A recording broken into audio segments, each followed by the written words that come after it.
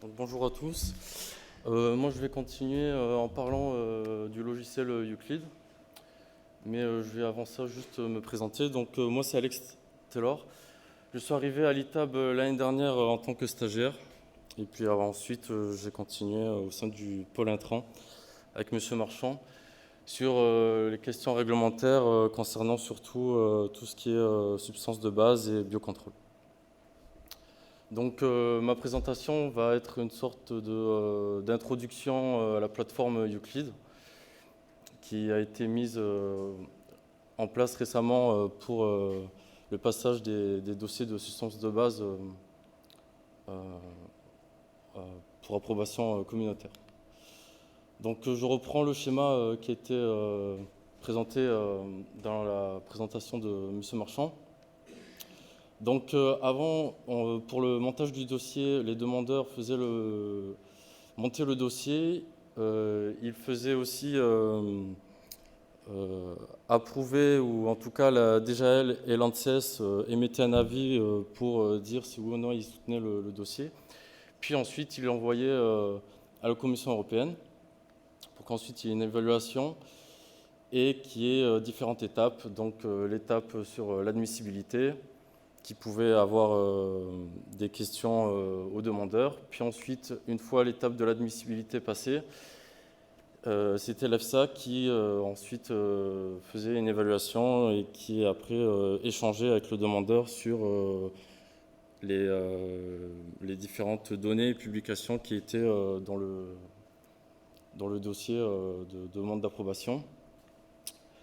Et puis ensuite, avec les États membres, l'EFSA émet un avis, puis ensuite il y a un vote au niveau du comité permanent, ici, et qui donne après ensuite son feu vert pour approuver ou non la substance. Et si elle est intégrée au règlement d'exécution 540-2011, selon si elle est d'origine animale, et végétale ou minérale, elle sera ensuite intégrée dans le règlement bio plus tard. Et donc du coup, Euclid intervient ici au niveau du dépôt. Donc avant, le dépôt se faisait par envoi postal, donc sous format papier et CD-ROM sur lequel on mettait toutes les références en PDF. Et avec Euclid, depuis le 27 mars 2021, les demandeurs peuvent envoyer du coup directement leur dossier au niveau de la Commission européenne. Donc bien que Euclid ait été mis en place que récemment, c'est un logiciel qui est utilisé depuis 1993 et qui est développé par l'OCDE et l'ECA. Donc c'est un logiciel qui est utilisé de manière mondiale. C'est une plateforme ou un logiciel de référence pour la soumission de dossiers d'enregistrement dans le cadre du règlement REACH, donc, qui donne toutes les mesures sur l'autorisation, l'évaluation, l'enregistrement des substances, de toutes substances chimiques sur le marché européen. Et donc pour nos substances de base et plus généralement les substances actives, Euclid va donc permettre d'enregistrer et de tenir à jour les informations relatives aux propriétés intrinsèques. Bon, pas de dangerosité pour nos substances de base, mais voilà. Et donc du coup, Euclid en est à sa version 6, mais depuis l'année dernière, il subit des petites mises à jour. Donc souvent, elles viennent au niveau d'avril et octobre. 3 versions existent. Donc une cloud et serveur, avec comme avantage que le cloud, on a toujours accès à la dernière version de Euclid qui est mise à jour automatiquement par les cas, et une version bureau pour laquelle il faut manuellement faire les mises à jour, mais on bénéficie du coup d'un stockage plus grand, donc on peut monter plusieurs dossiers en même temps.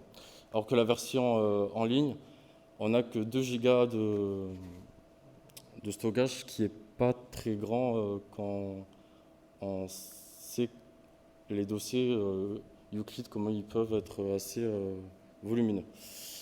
Et Euclid a un format spécifique qui est du coup le XYZ. Donc voici la page d'accueil de Euclid. Donc là, je vais ensuite, dans les diapositives à venir, vous montrer différentes sections. Quand on veut monter un dossier, une fois qu'on a terminé de faire son dossier Word, ça c'est très important. Parce qu'en fait, beaucoup de données vont être après re-enregistrées dans Euclid. Donc là, je commence avec la page d'accueil, assez simple. Donc ici, le carré gris permet d'importer des fichiers XYZ. Donc si jamais vous échangez avec des consultants ou des fabricants, c'est assez intéressant. Ici, on a une catégorie substance et une catégorie mixture. Donc, au début, on pensait, en tout cas dans le working document, il était dit de le mettre dans la catégorie substance. Et puis, finalement, ça a changé et on a dû du coup mettre dans mixture puisque il considérait que les substances de base, pour beaucoup, étaient des mélanges. Donc, maintenant, il faut passer dans mixture. Ensuite, une fois qu'on rentre dans le mixture, on tombe sur une autre page. Donc là, ici, j'ai divisé en deux. Donc ici, c'est le panneau d'affichage qu'on voit à gauche et celui-ci de droite. Celui de gauche va répertorier toutes les différentes sections du dossier. Et donc du coup, pour la première partie, ça va être tout ce qui concerne l'entité légale. Donc l'entité légale, ça va être la personne ou l'entreprise qui va déposer le dossier et qui ensuite va, si elle est le consultant, échanger avec la Commission européenne pour les questions. Donc ici, il faut rentrer le nom de son extrait de plante. Donc là, c'est des noms fictifs. Ensuite, le public name, si vous en avez un, mais ce n'est pas nécessaire. Là, l'entité légale, donc nous, souvent, c'est nous qui déposons les dossiers. Mais si jamais c'était une entreprise qui voulait déposer un dossier parce qu'elle avait découvert des choses sympas avec une substance, eh bien, il faudrait qu'elle mette ici toutes ses coordonnées et que dans le third party, si par exemple l'ITAB s'occupait du dossier, de mettre l'ITAB ici pour qu'ensuite, après, quand on dépose le fichier par Euclid, la Commission européenne puisse nous avertir aux fabricants et à l'ITAB des questions qui ont été soulevées. Et donc ici, c'est la case à cocher si jamais l'entité légale ici est le fabricant. Sinon, pas besoin de la cocher. Ensuite, deuxième section qui concerne la préparation de l'extrait. Donc encore une fois, il faut mettre ici le nom de son extrait. Là, le trade name, le nom commercial, pas vraiment nécessaire. Ici, il faut mettre une description assez brève de comment l'extrait va être préparé. Donc souvent, c'est des infusions, des décoctions, ou voire des macérations. Ensuite, nous avons une case à renseigner sur le type de formulation. Et la partie très importante qui concerne les composants.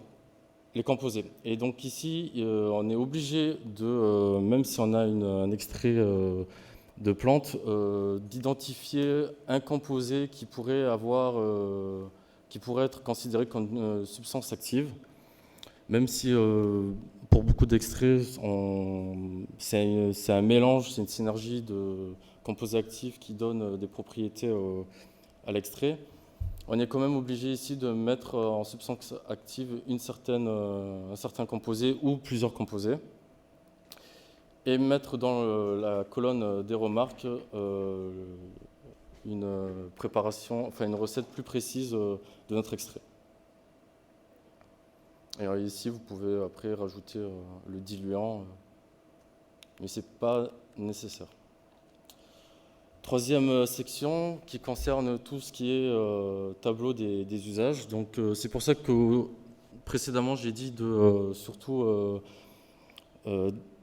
déjà avoir terminé son document substance de base en Word pour ensuite, à partir de tout ce que vous avez fait dans ce document, donc notamment avoir rempli le tableau des usages, le retranscrire dans Euclid. Donc ici, là, c'est un tableau d'usage qu'on retrouve dans les fichiers Word, des substances de base. Et donc là, j'ai encadré les différentes parties du tableau qui vont devoir être renseignées dans les différentes parties de Euclid. Donc une partie sur les cultures qui vont devoir être traitées, une autre partie sur les différents organismes nuisibles qui seront du coup traités par l'extrait, les ravageurs, et aussi avec en prime certaines informations sur le type d'application. Et ensuite la grosse partie qui va concerner des choses beaucoup plus techniques sur l'application, les dosages, etc. de votre extrait. Donc ici, j'ai rempli les différentes lignes qui sont obligatoires, puisqu'il y en a plein d'autres qui sont pas nécessaires et qui ne sont pas utiles dans le cas de dossiers substances de base. Enfin, nous avons une section qui va concerner du coup tout ce qui va être administratif, donc la partie 4, où il faudra du coup déposer son fichier de demande d'approbation de la substance de base. Et donc on peut mettre que des fichiers Word et PDF, sachant que là j'ai mis les deux fichiers, mais on peut très bien mettre seulement le fichier PDF. Cette partie-là est pour si jamais il y a des informations confidentielles, mais bon, c'est plus trop le cas maintenant avec les nouvelles procédures. Et ensuite la partie référence. Donc là, c'est ici que du coup, ça va remplacer ce qui était avant les CD-ROM. Donc il faudra, pour chaque référence utilisée dans les fichiers, mettre le type de référence que c'est, le titre, le nom, auteur, date de parution et le fichier PDF.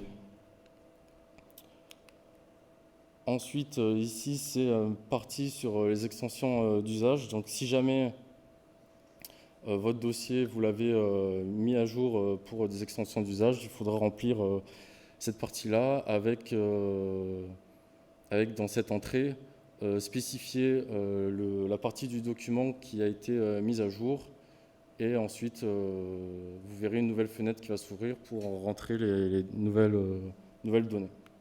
Et donc ici vous pourrez mettre le statut mise à jour, ou nouveau ou obsolète si jamais vous avez des données qui viennent qui sont rajoutées. Et enfin, là, c'est la dernière partie sur la validation du dossier, et puis ensuite le dépôt. Donc là, pour un premier montage et un premier dépôt, il faudra du coup renseigner le nom de l'extrait.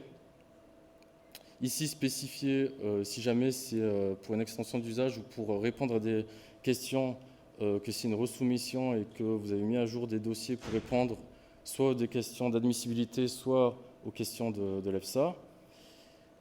Ensuite, ici, là, c'est un numéro de référence européen qui est unique pour chaque dossier.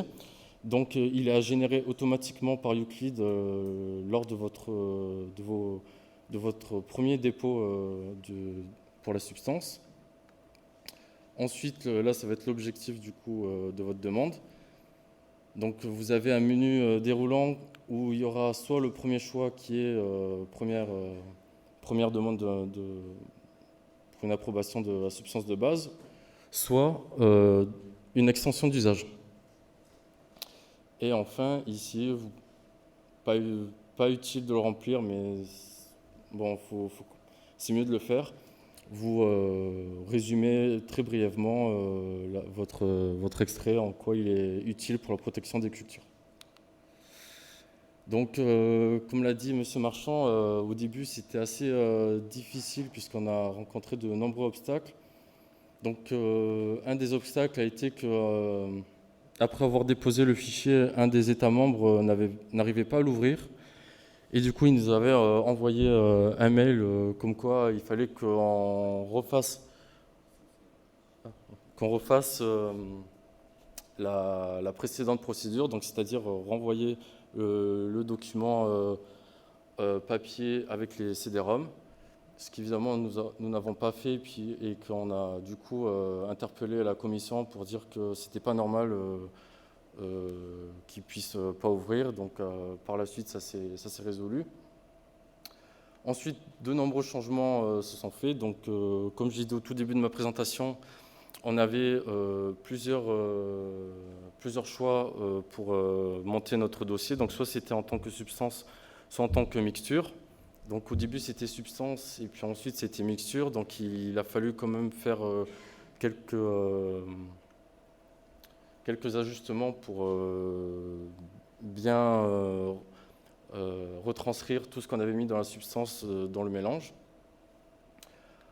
Ensuite, la bibliographie qui a réalisé 2 fois, donc une fois dans votre fichier Word, où en fin de page, il faut lister toutes vos références, et ensuite dans le logiciel Euclid, ce qui peut être assez rébarbatif. Ensuite, un des gros problèmes a été pendant un bon moment l'échange de fichiers Euclid entre nous et par exemple un fabricant. Puisque là, c'était venant de leur part, dans une des versions en ligne, si on avait rempli une ligne au niveau de la section 3 qui concerne le tableau des usages, on ne pouvait pas ensuite exporter notre fichier XYZ, puisque j'ai pas eu vraiment d'explication claire, mais ça provoquait un bug. Donc du coup, là récemment, ça a l'air de refonctionner. Donc on peut échanger des fichiers, que ce soit depuis une version en ligne vers une version bureau et vice versa. Et enfin, bon, j'ai mis ça, mais ça dépend comment on le prend. C'est qu'il n'y a pas d'accusé de réception. Donc dès qu'on dépose notre dossier, on ne reçoit pas de mail comme quoi ça a été fait, mais on a une notification dans le logiciel. Donc bon, c'est un petit peu surprenant, mais pour l'instant, on a réussi à déposer nos dossiers.